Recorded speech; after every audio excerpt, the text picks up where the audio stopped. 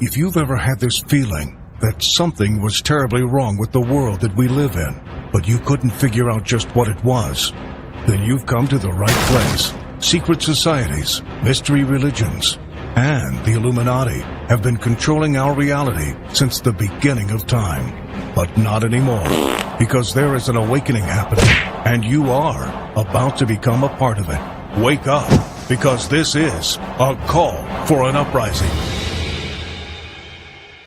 This is a call for an uprising. Welcome to today's show. I've covered Snapchat recently with all the things that they're pushing out there. They're even revealing the secret societies. Snapchat is brainwashing people with cannibalism, talking about how cannibalism is natural and normal and not to be afraid of it, that it's something that people used to do regularly, and it was a good medicine for people and a cure for diseases and a healthy way to live, which is unbelievable because we know that they're pushing cannibalism in the mainstream. They also are pushing the Illuminati and Bohemian Grove and the Bilderberg meetings, these groups and these secret meetings that used to be secret, which now a lot of people are obviously aware of. If you're somebody who's at least somewhat awake, you know about Bohemian Grove and the Bilderberg group. But when you have Snapchat actually promoting it and talking about it and then deflecting the severity off of it, you know that they're going to keep revealing themselves like this and use humor to deflect the severity of it. Not talk about the satanic rituals, the human sacrifice and all that stuff because they make it make-believe. But now we have Snapchat again. It's almost like 1 week at a time they're deliberately putting these articles out. But we have Snapchat coming out with an article. This is how cults brainwash people. And you can see a baby with an all-seeing eye on his forehead. So sick humor right off the bat, showing young babies, topless babies. Okay, because we all know that these secret societies and these cults worship Satan, and they use these children as sacrifice victims. This goes back to Baal worship to Satan. They are offerings to Satan, as well as the pedophilia and molestation that's involved in these rituals that Aleister Crowley taught about. Now look at this here. An ex-cult member explains how anyone can be brainwashed. For a decade, Dr. Stein was a member of a leftist political cult known as the O. Once she escaped, Stein became one of the leading academic experts in her field. What she has discovered is shocking. Obviously, this is a plant here. This woman is not someone who really escaped. Okay, she's one of them, and she's going to lead people's attention away from the severity of occults. And actually, as you read on, it almost is like linking it to Donald Trump and people who support Trump and being an occult. This is all to bring this stuff into the mainstream and not talk about what's really going on behind the scenes. You could even see behind these hands, which have the all-seeing eye in the palms, the little boy lover symbol, which we've all talked about on this channel. Many have exposed the little boy symbol, the hypnosis symbol. It is a secret code. In the pedophilia rings, these people all operate that way. I know people see it and they go, well, it means hypnotism, yes.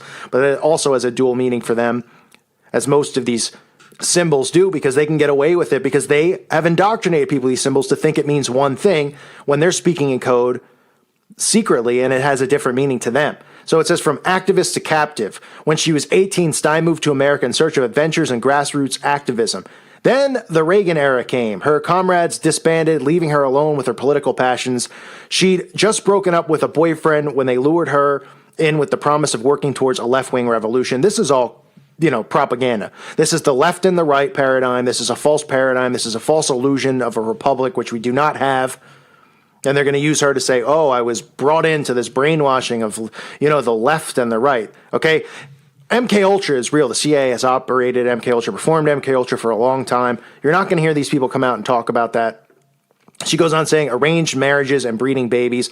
Ultimately, the cult took over her life. The group isolated her from friends and family, placing her in an approved marriage and telling her to have children as part of her mission while she lived in a weird, dark, secret little cult house, working feverishly for the cause. So see how they take little truths here? Because these people in the cults, they do get impregnated. They do have arranged marriages because they have to interbreed. Okay, these Zionist Jews will not interbreed with Christians. They have to interbreed with their own bloodlines. That's how they contain and keep power. Okay, they into incest and essentially breeding with one another. So when she's talking about having children, how they're, she's breeding with, going through an arranged marriage and having babies, what are they leaving out? Well, they're leaving out how that's a deliberate tactic of the occult and how these Zionists operate. And they're leaving out how these children are usually sacrificed in these covens. Because women would be put in arranged marriages, and certain ones of their children that were born, whether it's their firstborn normally, would have to be sacrificed into the occult. It would be a ritual offering. So while she's revealing some of this, you see how they take truth and they lead you in a different direction? That's what I always warn about, because people can't see truthers out there for what they really are, because they give tastes of the truth, but then they don't go into this in deep detail. And that is a huge, huge problem, because if people did go into deep detail, they know what's going on. So she talks about her escape and her freedom. It wasn't until 1991, after one failed escape attempt, that she finally got herself away from the occult and started to wonder what the hell had happened to her. That's what the article says, quote. It led to a lifelong research mission to understand what had happened and what continues to happen to people around the world today, right? Of course, I could tell you what happened, but she's not going to get into it. But it's funny here. I have a 5-point definition of a cult. That's what she says. She has a 5-point definition. You see how they're even telling you in plain sight? We know the pentagram is 5 points. Okay, that's where they operate and perform these black magic rituals inside of the 5-pointed star. So Dr. Stein tells me, 1, the leader is charismatic and usually has authority. 2, the structure of the group isolates people. The third thing is total ideology, like you only need me and no other belief system has any relevance whatsoever. The fourth thing is the process of brainwashing. And then she says the 5th point, she says, is the result, creating deployable followers who will do what you say regardless of their own self-survival interests. And again, that is her 5-point definition. Wink, wink. That's why you get people who will blow themselves up, she concludes. People don't understand this, but anyone in a cult is not really able to think or to feel. You see how they leave out Satanism here? Okay, and then they're linking this to ISIS almost. Oh, they'll fly planes into buildings. And then you'll see it as this thing goes on. She'll link it to Donald Trump and the followers. It's all mind control, okay?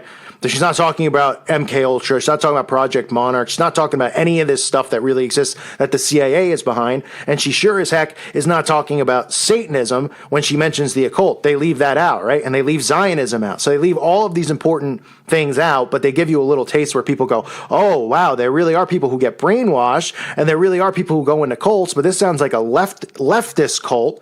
Obviously, if you read this, it makes absolutely no sense if you know anything about Satanism and the occult. This is just a mockery, but it's giving people a little taste of truth. So if stuff like this comes out into the open, they can use stories like this and say, yeah. There's some people who've been victims of cults. No, not like these satanic cults, and that's how people fall for this stuff.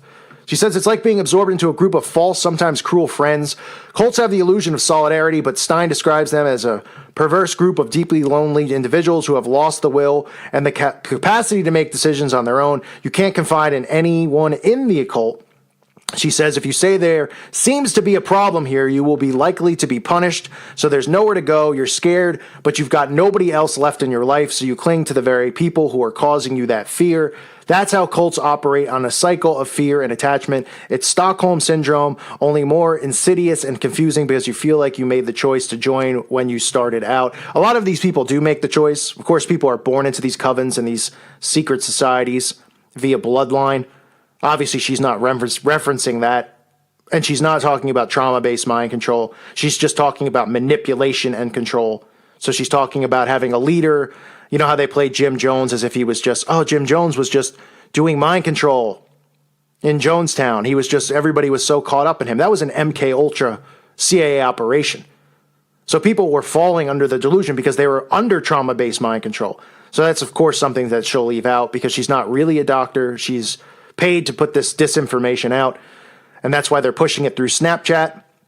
She says, the article says, alarmingly, Stein believes that everyone is susceptible to cult tactics. These groups know how to use your strength of character against you, she says. It's a very natural human response to say, that couldn't happen to me. The number of people who've kindly listened to my story over the years and then politely turned to me and said, how awful this has been to happen to you. I'm so sorry. It would never happen to me because I'm too independent. More or less, everybody says that. Well, that in a sense is true, because I talk about that all the time, about mind control. When you try to wake people up, they put up a defensive wall. That's because they're so prideful, because they've been conditioned and they've had this repetitively beaten into their head, these lies after lies, so it's hard to break their programming.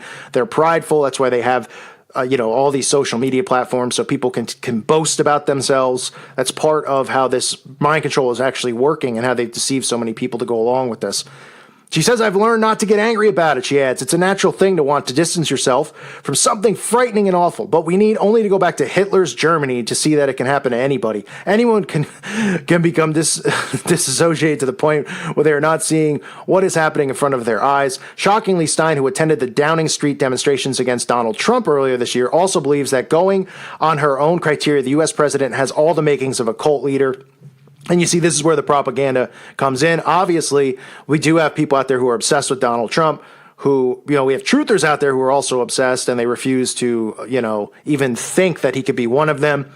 But they're taking attention away from really the satanic cults and covens that really are all around us, all around our country. Every state has multiple ones of these.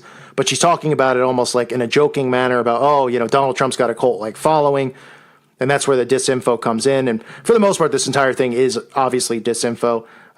She is right about the prideful thing. But of course, they only give you a little bit of taste of truth, because this woman's not a doctor. She's one of them. And she's likely a Zionist herself. She goes on to say about Trump, is he charismatic? Yes. Is he building a steeply structured hierarchy? It does look like this. She goes on to say the Trump administration is certainly causing fear. And the final one, does he have deployable followers? I think we're going to see it unless we get rid of him quick. So this is more, Trump propaganda, left versus right.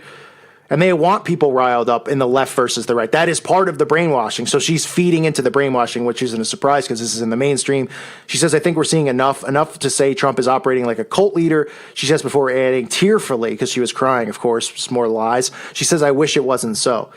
So they're getting people, and that's what they want. They want people riled up and turning on one another. They want Trump supporters to go, out against these people they've already riled up to be against Trump. This is all part of what they want. This is how divide and conquer works, which I've said so many times. And this is a reason that Snapchat is used to push propaganda, because they know they can reach a large audience here. So people can look at it and they can look, not look at what's really going on and who's really behind the brainwashing. And of course, they don't look at themselves and go, am I under brainwashing or mind control? No, because even the article mocks these people and says they're too prideful to realize it. But this is for the left out there. You see how this is written for the left? So people who are on the left will say all people on the right are under mind control because they love Donald Trump. Meanwhile, mind control is real. That's what the television is used as. It's a propaganda machine. So the mainstream media is. That's why the Rothschilds, the Rockefellers, all these elite families control it and run it and own it. It's a massive mind control operation. That's what everybody is under. And that's what people need to break free from. So when they tell you, they bring up brainwashing, they're bringing it up lightly, and they're making a mockery of what's really going on. They're making a mockery of trauma-based mind control, how they interbreed these bloodlines, these Zionist bloodlines, these satanic bloodlines interbreed with one another.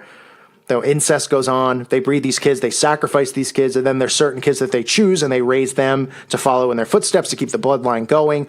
So it hints at all of these actual truths about how covens operate and Satanism operates and the CIA's MK Ultra, but it gives you absolutely zero truth, and it turns it into a left versus right, which is typical of these lying scumbags in the mainstream media. So Dr. Stein, who's likely a Zionist, who pretended to cry at the end of her article, is just pushing the same narrative that we hear all the time now in the mainstream of this extremist alt-right movement, which they're trying to link people like myself to, which I'm not a part of. Okay, I'm a follower of Jesus Christ only. I could care less about Donald Trump. I care less about any of these guys. My faith is in Christ alone, not in man. And make sure yours is as well. Don't fall into these narratives, because they want people divided through this Trump presidency, through this left versus this right, and that's what it's here for. This is not a republic. This is an illusion of freedom. That's what it is. I thank you for listening to today's show. God bless all of you and your families.